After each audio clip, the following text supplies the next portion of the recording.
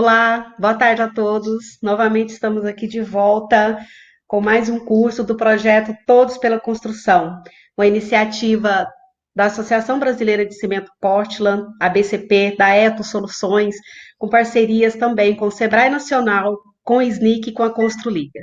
Agora, no período da tarde, nós vamos ter aqui a Carla Macedo. A Carla é engenheira civil e eletricista e ela vai falar para a gente a respeito de aplicação em BIM com case da Bloco Cical. Carla, muito boa tarde, seja muito bem-vinda, né, aqui no nosso projeto. Nós agradecemos aí a sua disponibilidade em poder participar conosco, né, nessa ação, tá doando esse tempo seu, né, em prol desse projeto tão inovador que nós colocamos aqui. Ô, Janaína, muito obrigada e eu que agradeço, né, a oportunidade de estar podendo contribuir, né, nesse momento tão difícil para o país, né, se todos unirmos as forças, fica muito melhor para todos, não é isso? Com toda É certeza. isso aí. Então agora está com você, tá? Ok, Bom curso para vamos todos. dar. Tá bom, obrigado. Por nada. Boa tarde, pessoal, tudo bem? Bem, eu fui convidada para fazer parte e ajudar com vocês nesse processo, e hoje eu trouxe aqui um estudo de case de famílias do Bloco Cical. É bem interessante de vocês verem, né? Eu vou mostrar para vocês cada passo. E assim, por que é importante essa visão? A gente está aí, a gente está falando que está introduzindo o processo BIM, na realidade não estamos introduzindo o processo BIM, né? A gente já está nisso há muito tempo e tal. Eu vou fazer uma pequena apresentação de quem eu sou para vocês entenderem o porquê de eu estar falando desse assunto e nós vamos entrar aí no processo. Aí, seguindo os procedimentos normais, né, vocês fazem aí os comentários, as perguntas, vão fazendo aí que a Janaína vai anotar, e no finalzinho do evento a gente vai discutir, abrir um debate, discutir aí as perguntas possíveis, ok? Bem, então vamos lá. Então, só para vocês entenderem, né, eu vou fazer uma pequena apresentação de quem eu sou. Bem, eu sou engenheiro civil, engenheiro eletricista, eu formei na PUC em 1986, há mais de 30 anos.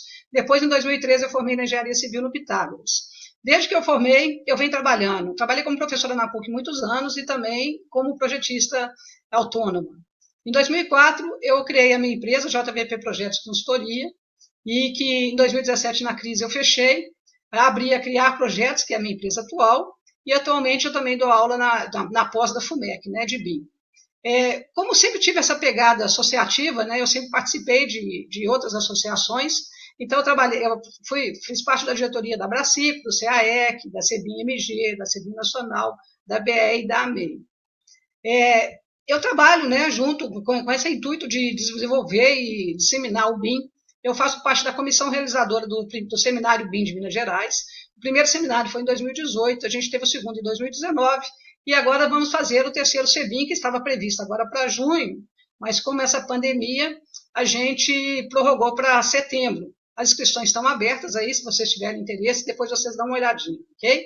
Bem, o meu mais novo projeto e desafio, eu sou uma pessoa que adora desafios, então a semana passada eu criei o meu canal Criar BIM, onde eu tenho feito uma live todos os dias às 8 horas da manhã, convido todos vocês a participarem, se vocês tiverem interesse e acharem prudente e interessante, né? Bem, então vamos lá. A gente vai falar então das famílias do Bloco Cical. Antes da gente começar a entrar em cada conjunto, eu gostaria de dizer, né, como é importante o fornecedor de produto entender a importância deles fazerem parte do processo de BIM. Né, gente? Quando a gente está falando em BIM, a gente está falando em construção virtual, eu imagino que todos aqui já estejam familiarizados com esse termo, já teve várias outras lives desse assunto, né, anteriormente ao meu, então a gente não vai entrar muito em conceito técnico do BIM, sim da aplicação dele. Por que a gente faz isso? Dentro das especialidades que eu faço, uma das coisas que eu faço é projeto de paginação, de parede, de alvenaria, quer seja ele de parede de vedação, quer seja ele de parede estrutural. E nessa paginação é muito importante a gente ter claramente as famílias, famílias ou objetos, de acordo com o software BIM que vocês estiverem trabalhando. Nesse caso, especificamente, as famílias foi feito em RFA, que são softwares do Revit. E essa aplicação você consegue colocar um bloco paginado com outro, alterar a camada de rejunte de assentamento dos blocos, e aí facilita essa paginação. Então, eu vou apresentar rapidamente para vocês aqui, assim, é óbvio a gente não vai entrar nos detalhes do Revit todos, porque não dá tempo para a gente fazer isso. Se vocês tiverem mais dúvidas depois, a Stefane está aí nos acompanhando, né, Stefane? Depois você divulga para eles onde que vai conseguir acesso a essas famílias, para a gente verificar aí direitinho. E, se for o caso, depois você me fala que a gente também faz uma divulgação, ok? Então, esse primeiro bloco dessa apresentação, gente, é falar das famílias de bloco de vedação. Então, quando a gente fala de família de bloco de vedação, não sei se vocês estão entendendo exatamente o que a gente está dizendo, mas a gente tem alguns tipos de alvenarias, né? A gente está falando alvenaria de vedação. Parece que o pessoal não está vendo a apresentação, a gente vai mudar a apresentação rapidinho. Só um minutinho, então, que parece que teve um probleminha técnico, a gente vai trocar a apresentação, ok? Parece que vocês não estão visualizando, né?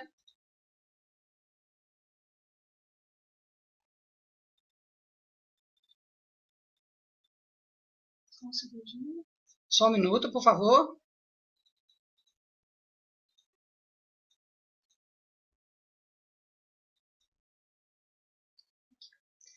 Agora vocês estão vendo aí, verifica para a gente, por favor, se vocês estão vendo a visualização.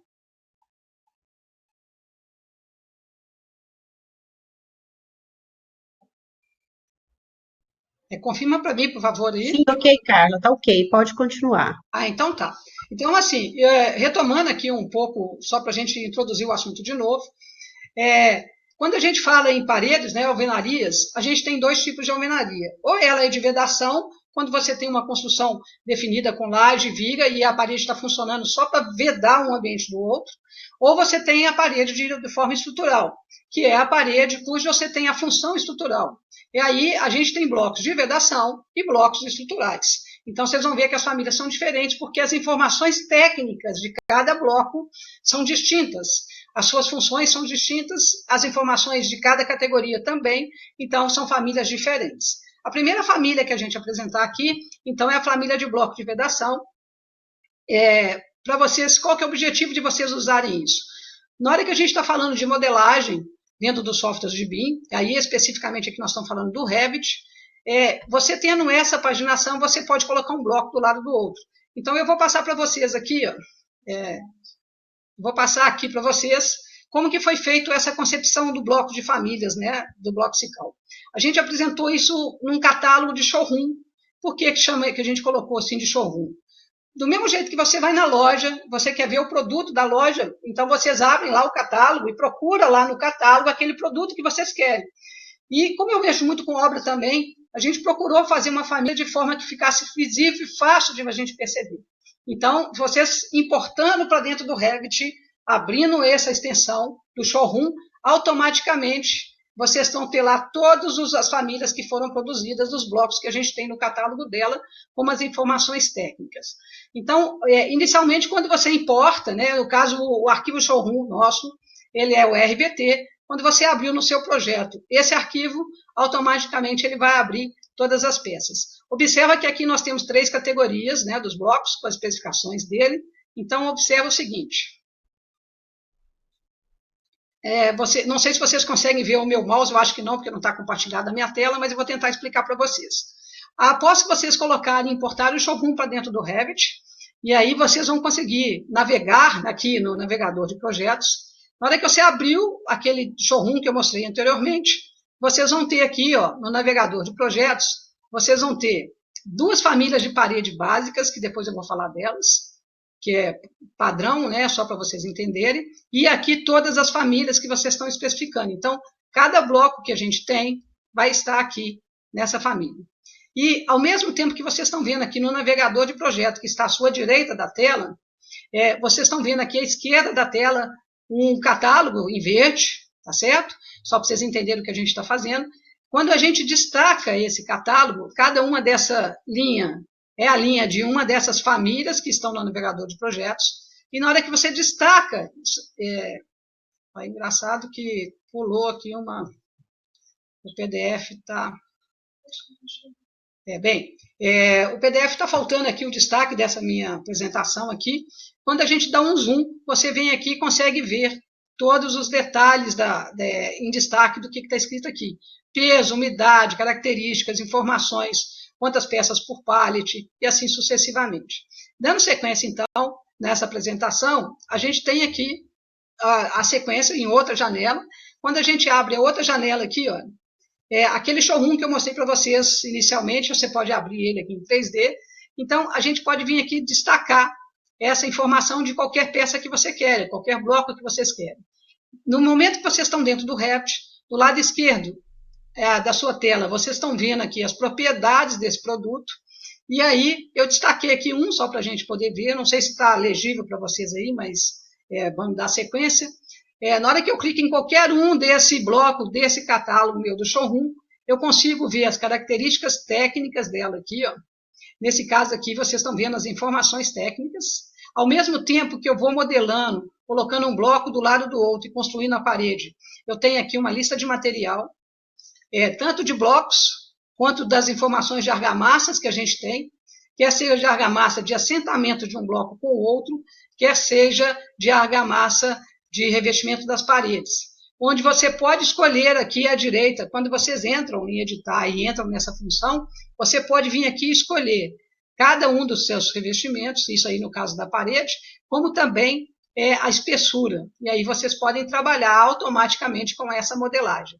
E aí, ao fazer isso com essa família, vocês conseguem fazer um projeto de paginação de parede, né? É muito comum a gente precisar dessa paginação, por quando a gente não tem revestimento da parede, é muito interessante você ver a paginação. Se você for só pintar, por exemplo, então você já vai ver claramente aquela informação. E nesse nosso conjunto de família também já está algumas imagens de textura desses blocos mais reais, então na hora que você renderizar, você vai ter esses blocos mais fiéis à sua informação. Bem, dando sequência aqui, a gente pode também ter a mesma família que a gente tem para vedação, a gente tem com o bloco estrutural. E no bloco estrutural, quais são as diferenças básicas? São os conceitos técnicos que a gente tem dentro, né? As informações da peça, do uso. Mas o raciocínio do conjunto no software é mais ou menos igual. Então, a sequência a gente vai fazer da mesma forma. Eu vou abrir um showroom. No showroom, ele vai abrir um catálogo do produto. Aqui tem todas as especificações do produto. No navegador de projeto, para quem já conhece o Revit, vai abrir aqui todas as famílias de cada um desses blocos. Estão ao mesmo tempo no navegador, como aqui no showroom. Eu vou começar a modelar, a gente vai copiar arquivo, criar um similar e sair um desenho. Hoje a gente não tem o objetivo de ensinar a modelagem no Revit, até porque não cabe nesse momento. A gente só está usando a aplicabilidade da família para vocês conhecerem, né? Na sequência, realmente sumiu aqui um zoom. Depois eu mando para vocês a apresentação. A minha apresentação no PDF, não sei por que perdeu essa informação. Aqui tem um zoom desse detalhe com as informações técnicas de cada produto que a gente teria, né? Ok. Bem, quando a gente fala da família da laje nervurada, a gente também tem os mesmos raciocínios que a gente precisa, né? A diferença de agora, antes a gente estava falando de parede de alvenaria, agora a gente está falando de laje nervurada. O bloco Sical, né, todo mundo conhece, ele tem os produtos, que ele tem os blocos das lajes nervuradas, né, as formas. Então, esses blocos já vêm definidos. Então, como que a gente fez nessa família?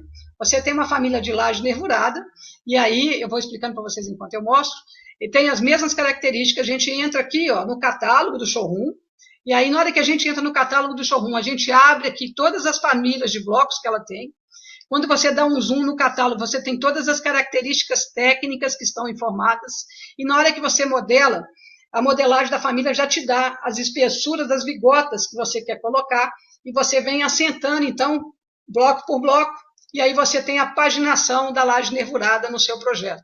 Isso é muito interessante, porque, além do ponto de vista ser visual, quando você for fazer os projetos de instalações em cima da laje nervurada, ela já está devidamente paginada, o que facilita, né, o projetista de instalações, por exemplo, correr com a tubulação nos lugares adequados, e onde que precisar fazer a perfuração seguindo todas as regras da laje nervurada, fica mais fácil dele trabalhar nesse sentido.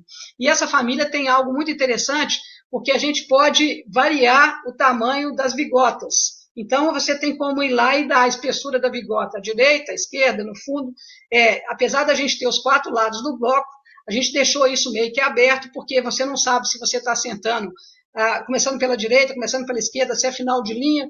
Então, você precisa, às vezes, fazer esses ajustes. A mesma coisa que acontece com os blocos de vedação e com os blocos estruturais, porque na hora que você vai encostar nas vigas, você tem que fazer lá um ajuste de movimentação, e aí você precisa fazer esse movimento, às vezes zerando a espessura superior e colocando uma informação maior naquele sentido. E aí a gente tem também essa situação. Realmente sumiu aí algumas coisas da minha apresentação, mas não tem problema não. Vamos lá. Então a gente tem, na família, voltando aí nesse conceito nosso, nós temos nas famílias do bloco cical, a família dos blocos de vedação, todas as famílias do bloco de vedação do catálogo da cical estão na família, com todas as suas informações técnicas. Então, no momento que você usar essa família, na hora de fazer a sua modelagem, vocês já vão tirar os dados do seu caderno de especificação e já vão tirar as listas de materiais, informando a quantidade de blocos, unidade de blocos que você tem e a quantidade de argamassa necessária para aquela construção sua. Bem, a gente fez aqui também, atendendo já um lançamento que a Bloco Cical vai fazer, que são as paredes ensaiadas, né? A Stefane está nos acompanhando aí, ela vai ver. Hoje, se a gente estiver falando de obras residenciais, né, gente, a gente tem que atender a norma de desempenho. Não estava preparado para a gente ficar falando sobre norma de desempenho, mas é importante vocês entenderem que hoje qualquer sistema tem que atender determinados desempenhos exigidos. E aí o Bloco Cical, ele fez alguns ensaios especificamente com algumas paredes, considerando revestimentos específicos para cada parede, e tem todos os seus catálogos com isso. Então, o que a gente fez com essa família? A gente pegou a família de algumas paredes, que ela ensaiou com as medidas exatas, e pegamos os resultados que já estão intrínsecos na família. Então, olha só o que acontece. A gente tem, da mesma forma que o bloco estrutural, da mesma forma que o bloco de vedação e os blocos de lajes nervuradas, a gente tem isso para as paredes ensaiadas. Então, paredes ensaiadas não é um termo genérico, é uma parede específica. Então, a gente ensaiou essas paredes, nós temos aqui 11 paredes ensaiadas, cada parede dessa ensaiada tem a sua característica técnica isolada. Na hora que você clica, então, gente, olha aqui, ó. Quando vocês entram aqui e clicam na parede, se vocês dentro do Revit clicarem aqui na parede, a gente vai abrir algumas informações técnicas. Então, olha lá, o que eu fiz? Eu peguei o showroom que vocês estavam vendo lá, visual frontal, e coloquei ele em 3D só para vocês entenderem. Então, eu cliquei numa das paredes daquele catálogo nosso, por exemplo, essa aqui que está marcada em azul, e aí esse destaque da parede em azul aparece à esquerda aqui as propriedades. Quando a gente tem nessas propriedades e quiser detalhar essa informação dentro do software, a gente manda em editar, né? Na hora que a gente clica em editar, a gente abre a janela de edição e aí a gente consegue correr aqui com cada informação técnica que a gente precisa e ter todas as características. E aí, dentro dessa família que a gente tem aqui, já intrínseco no showroom, quando você importa para dentro do Revit, vocês vão abrir aqui alguns documentos técnicos que já importam, e nesses documentos técnicos a gente tem 3 documentos muito importantes. Quais são os documentos? A gente tem um documento de boas práticas de uso, né, desse produto da Cical, que é o manual do Cical. A gente tem as tabelas de peso específicos. Então, quando você, de todas as informações técnicas agrupadas, quando você entra nessa tabela, por que a gente colocou toda essa informação dentro do próprio aplicativo? Para você não ter que ficar saindo do aplicativo para procurar informação. Então, você simplesmente muda de setor de janela. Só um minutinho, por favor.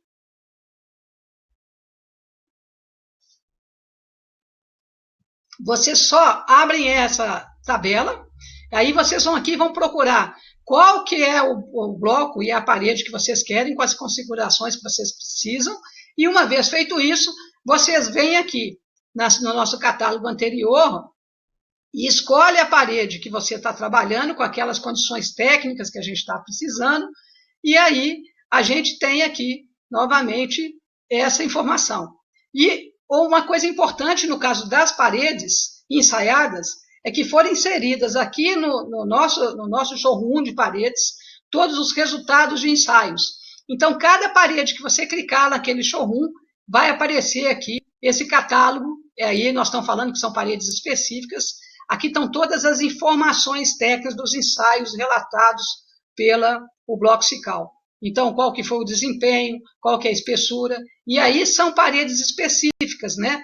Cada uma, voltando aqui de novo, onde vocês podem ver, não sei se está visível aí, porque para mim aqui a tela parece pequena, mas quando vocês entram aqui no edição, vocês têm as informações técnicas das camadas que você tem de cada uma camada, qual que é a especificação que foi colocada, que tipo de argamassa que está assentado, para garantir aquele desempenho que a gente está vendo aqui nesse relatório.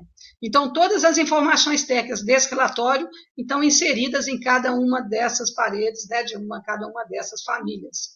Com isso, a gente tem a mobilidade de fazer os projetos de modelagem de paredes, com paredes já ensaiadas, e para quem está fazendo projeto de norma de desempenho, né, abrindo um parênteses aqui importante para a gente tratar desse assunto, é que quando a gente está falando em norma de desempenho, a gente tem que garantir sistemas. E aí, por que a gente fez as famílias do Bloco SICAL? Né? Por que o Bloco SICAL saiu na frente disso?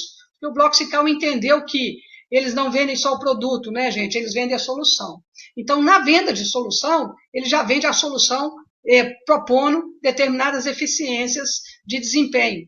Então, eles já estão fazendo com todos esses ensaios e essas paredes ensaiadas, eles estão gerando um documento chamado Manual de Desempenho, que está inserido aqui dentro da família, cada uma dessas paredes ensaiadas, e aí na documentação de projeto, quando a gente acabou de modelar todo o projeto, a gente já tem todos esses dados técnicos para exportar para os nossos memoriais descritivos de projetos.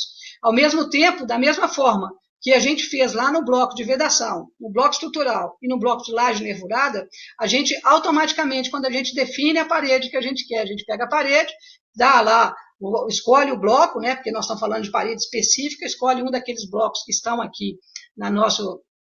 Vamos voltar aqui para vocês entenderem. Cada um dessas aqui é uma parede com bloco específico. Na hora que a gente já escolheu isso e define o comprimento e a largura, a altura da parede, a gente já tem, da mesma forma que lá mostrado no bloco de vedação e no bloco estrutural, a gente já tem a quantidade de material que a gente precisa. Então, a gente vai ter a quantidade de material de blocos, porque você já definiu a parede, na hora que você define a área da parede, ela já vai te dar quantos blocos você precisou contratar.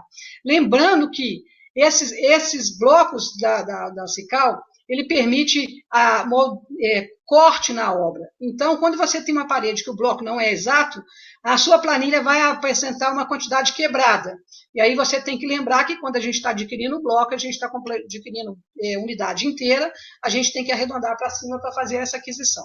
Ao mesmo tempo, na planilha, na hora que eu escolher aqui uma parede e definir a largura e comprimento dela, né, altura e comprimento dela, eu vou ter a quantidade de argamassa de cada camada que foi estabelecido para esses ensaios.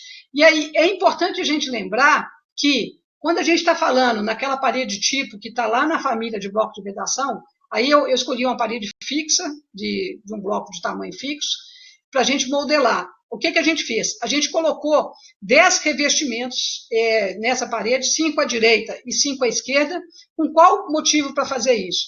Porque essa parede pode ser construída em várias divisões de ambientes distintos, né? Eu posso ter uma parede que está na área externa. Então, de um lado da parede, por exemplo, do lado esquerdo da parede, do lado externo, os revestimentos que eu vou usar são diferentes. A gente pôs 5 camadas, por quê? Porque você pode fazer uma pintura, você pode fazer um reboco, você pode fazer um chapisco, depois você pode fazer um impermeabilizante. Então, cada camada dessa é um tipo de produto que você vai tratar na sua parede. E depois você ainda pode pôr um revestimento. E se vocês não quiserem usar as paredes, é simples, porque basta ir lá no item dessas espessuras que a gente falou, que são 5, que a gente deixou para cada lado, você vai lá e fala que a espessura é 0.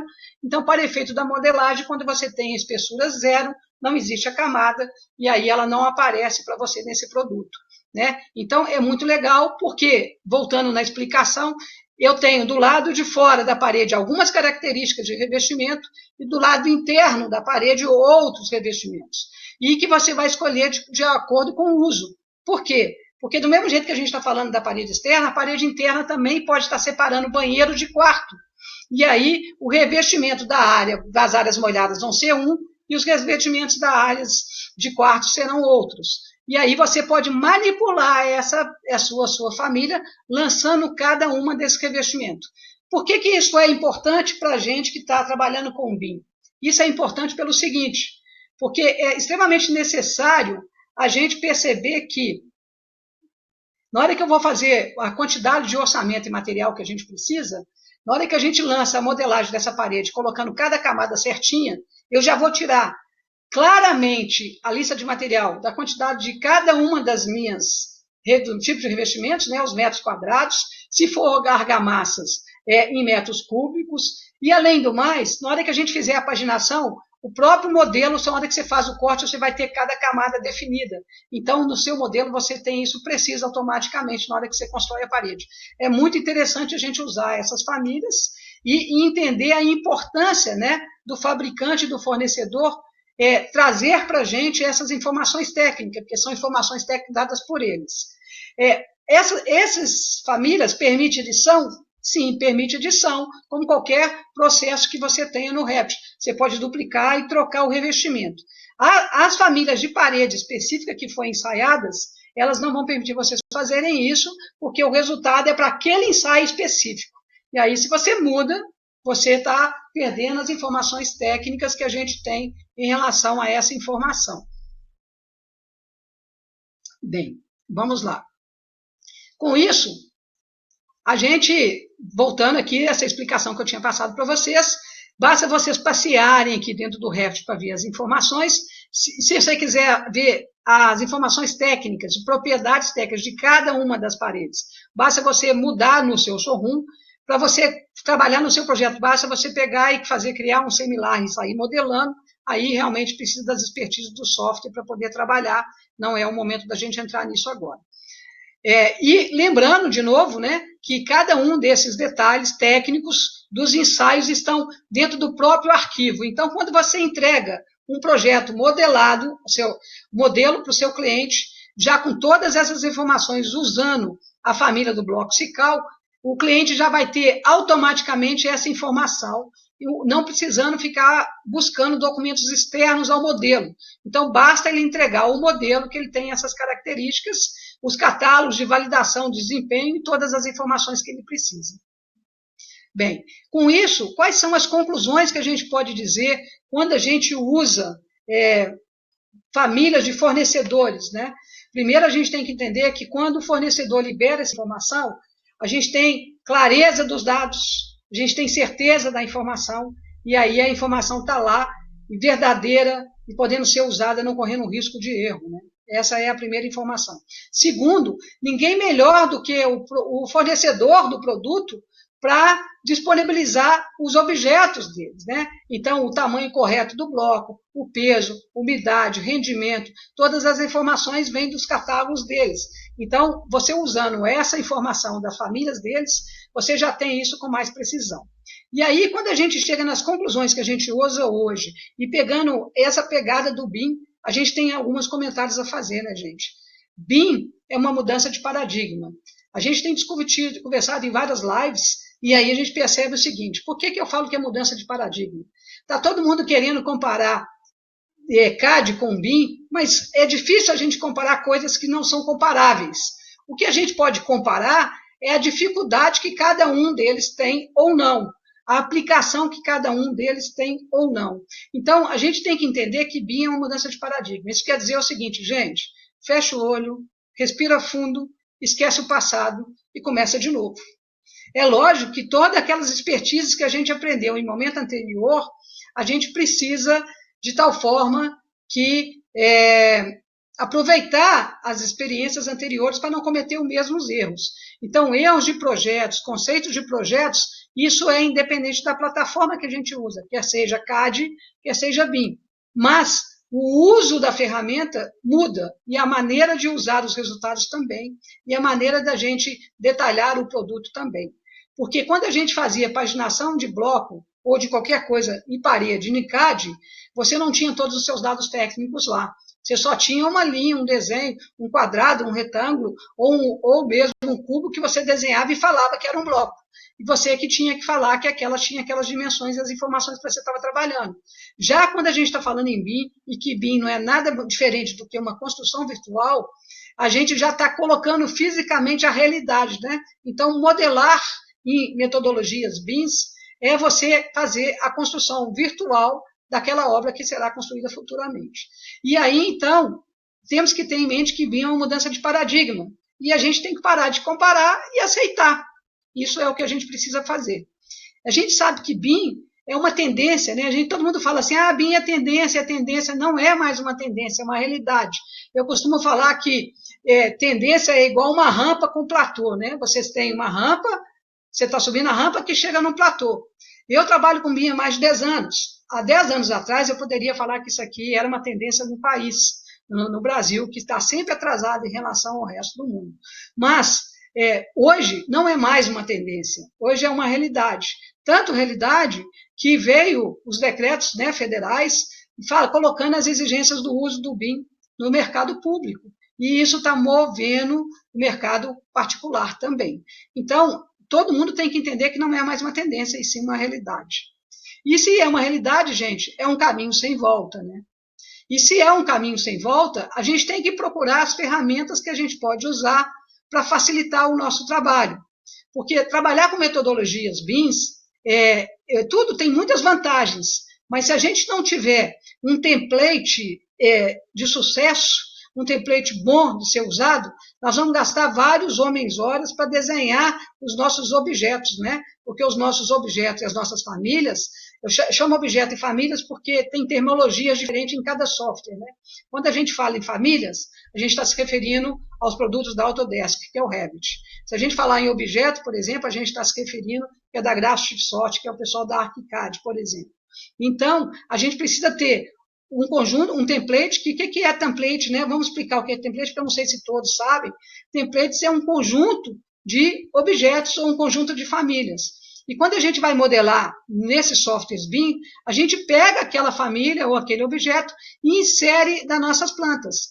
Nesse momento é muito mais fácil, muito mais rápido, mas para isso a gente precisa dos templates. Por isso é que é muito importante a gente ter um template aí, no caso aí, nós estamos falando de blocos, né, da família do bloco SICAL.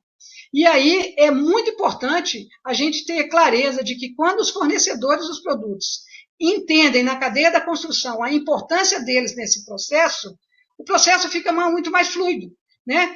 Quando você vai usar um objeto ou uma referência no seu caderno de especificação, você olha o catálogo, você olha tudo que está escrito no catálogo e você verifica se ele te atende ou não. Então, você confia no fornecedor daquela informação.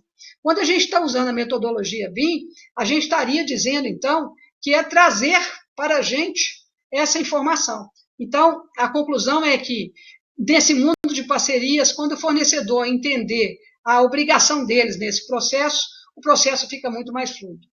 E não posso deixar de dar o parabéns para o Bloco SICAL por participar dessa jornada, né? Entender a importância deles saírem na frente da inovação tecnológica. E, no conceito deles de vender solução e não produto, é importantíssimo que eles entendam disso e forneçam às suas famílias. E aí, gente, deixando um recado aqui para os meus colegas projetistas, meus colegas futuros engenheiros e arquitetos que ainda vão formar, que, como é uma mudança de paradigma, uma tendência, não é mais uma tendência, é um caminho sem volta, a gente tem que entender que, de alguma forma, se a gente não entrar nessa jornada, a gente vai ficar fora do mercado. Isso não sou eu que falo, não, isso é o mercado que está falando. E é só uma questão de quando, né? Eu falo muito assim, quem não entrar no BIM agora vai morrer. E aí a questão é de quando ele vai morrer. E isso é claro e notório o que está acontecendo, né? Está todo mundo, todas as grandes construtoras, pequenas construtoras, os órgãos públicos já estão contratando em BIM. Então, com isso, eu concluo aqui a minha apresentação, espero poder ajudar. Se vocês tiverem dúvidas, é só entrar em contato para a gente poder detalhar mais essa aplicabilidade dentro do software, que em meia hora a gente não consegue dar todo esse recado, e estou aí à disposição para tirar qualquer dúvida que vocês queiram a partir de agora. E, Janaína, te devolvo a bola aí, que agora é que você que conduz, né? Oi, Carla. Beleza? Muito obrigada aí pela apresentação, foi excelente. Nós temos sim perguntas já para você. A primeira é: quais os principais benefícios para os fornecedores que se preocupam em disponibilizar as suas famílias em BIM? Bem, eu vou te dizer, vou responder isso com alguns tópicos, né, importantes, né, Janaína? Primeiro, a gente não pode ter que parar de pensar no benefício, a gente tem que pensar na obrigação, né? Eu, junto com as minhas associações, com meus colegas, a gente sempre discute a seguinte questão: eu só especifico o produto daquele cara que está com a tecnologia aplicada. Então, o primeiro benefício, se ele não me fornecer a família dele, eu não vou especificar a família dele mais, porque outro concorrente dele tem a família. Eu preciso da família para fazer um modelo eficiente, com dados técnicos, porque pensa bem, vamos nos colocar na posição de projetista. Se eu tiver que toda vez construir uma família, fazer uma família, e pegar todos os dados de catálogo daquela peça e colocar dentro da família, você acha que eu vou gastar esse homem hora fazendo isso? Não, não vou. Então, uma tendência isso é de todo mundo, é buscar a facilidade. A gente tem que ter respaldo dos fornecedores para projetar e especificar. A gente tem que ter certeza que o produto é bom, mas que ele tem isso disponível. Tanto que muitos dos fornecedores já partiram na frente, né? O que acontece é que, às vezes, as famílias, como está todo mundo aprendendo o processo, às vezes elas não são todas eficientes. O Bloco Sical se preocupou em fazer uma família construtiva, né? Onde você consegue ver de forma real aquilo que está na prática. Por que eu falo isso? Eu tinha uma família, de dar um exemplo, fugindo um pouco de cimento, mas você gastava um tempão, eu queria colocar o condolete em pé e ele estava deitado, entendeu? Então, quem tem que entregar isso para a gente? É o fornecedor. O fornecedor é que tem que colocar para a gente as famílias de uso, porque aí sim os projetistas vão usar o produto dele. Então, qual é a maior vantagem? Quando o fornecedor entrega a família dele, você concorda que todos os dados técnicos da família dele estão lá? Inclusive a marca, o nome do modelo. A gente usa o BIM para fazer orçamento no final, né, que a gente está falando lá na frente. Num 5D, por exemplo, que a gente está falando de planejamento e orçamento, 4D e 5D, quando a gente usa a família dele, já sai na lista de material a especificação. Quando vocês usarem a família do bloco Sical, está lá o nome do bloco, CSAA, tal, então está exatamente o número do bloco referencial. Então, quando ele tira uma lista de material, é aquele produto que está referenciado. Então, a maior vantagem é eles estarem junto com o processo, afinal de contas, a metodologia BIM é um processo global, né? Todos os intervenientes têm que estar no processo, senão não tem jeito. Então, esse, para mim, é o maior benefício. Excelente. Outra pergunta. Existem vários softwares que trabalham com a metodologia BIM. Ao desenvolver uma família ou objeto, qual o nível de dificuldade para adequação para utilização em outros softwares? Ou a criação de um serve para o outro, apenas mudando a denominação? Não, então vamos lá. Não serve, né? Quando a gente está usando a metodologia de softwares, vamos falar do BIM especificamente. A gente está falando de programação, tá? Quando você constrói uma família, você está programando aquela família para te responder. Então, isso são sistemas e horas de TI. E a lógica de programação dos softwares não são iguais. Deveria, né? Mas não são. Cada software tem uma lógica de TI diferente. Então, você tem que fazer o produto. Quando você faz uma família para um software específico, você tem que fazer uma família para cada software. Você tem que escolher aqueles softwares que estão mais sendo usados no mercado, onde a demanda é maior, e fazer essas modelagens que você precisa. Infelizmente, isso é uma questão de programação. E eu te dar um exemplo. Eu trabalho com o Revit e trabalho com o ArchiCAD. No Revit chama família, no ArchiCAD chama objeto. E a lógica de programação são diferentes. Então, eu tenho que fazer toda uma regra de programação para gerar a mesma família por objeto, entendeu? Então, são dois trabalhos diferentes. Não é aproveitável, infelizmente. Esse é um grande problema que a gente tem no mercado.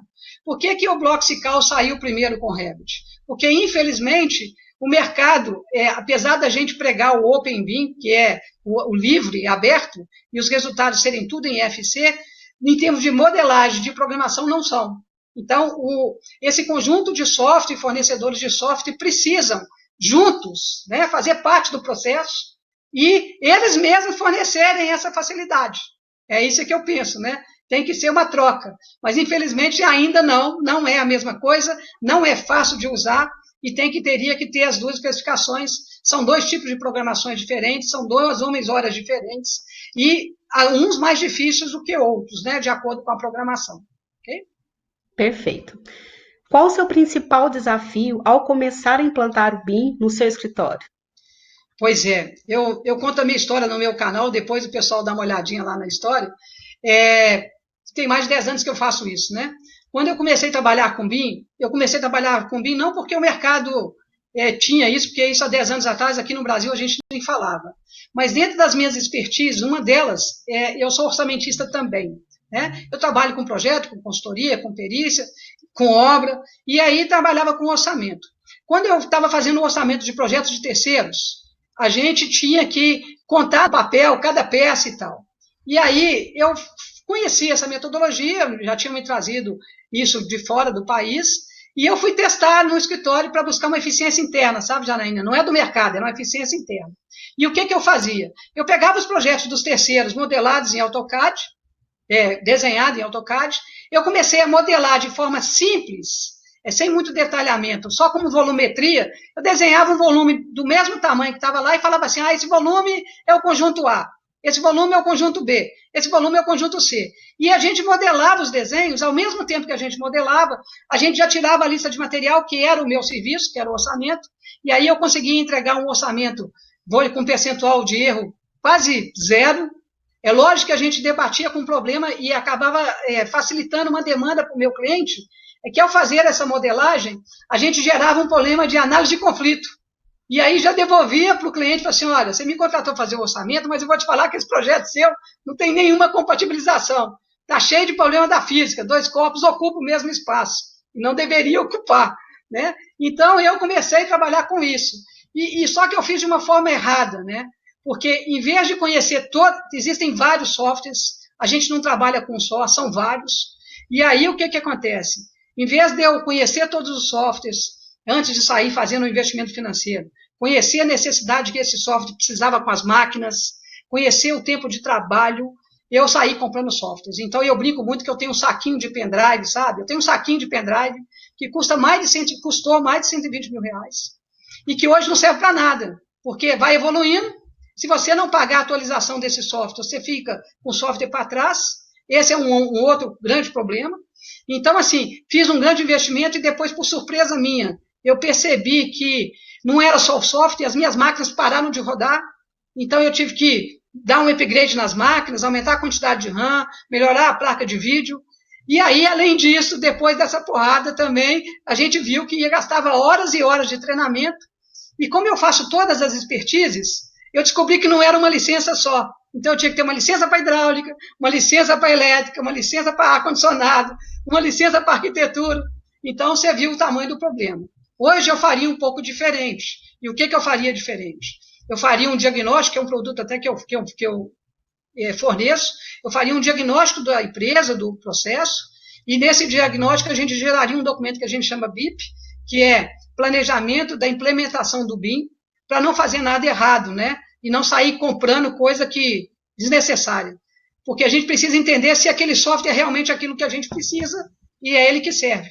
Então, espero que tenha aí deixado clara a resposta para eles, né? Com certeza. Inclusive, eu tinha uma outra pergunta que era especificamente essa, né? O que você indicaria para as pessoas que estão começando hoje com o BIM? Mas você já se antecipou e já respondeu. Então, Carla, nós agradecemos mais uma vez a sua participação, a sua disponibilidade, né?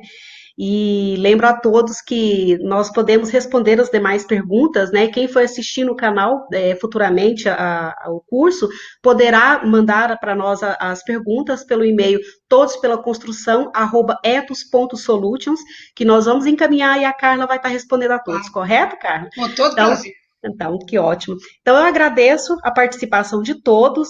Lembro que amanhã nós vamos voltar novamente com mais 3 especialistas a partir das 9h30 da manhã.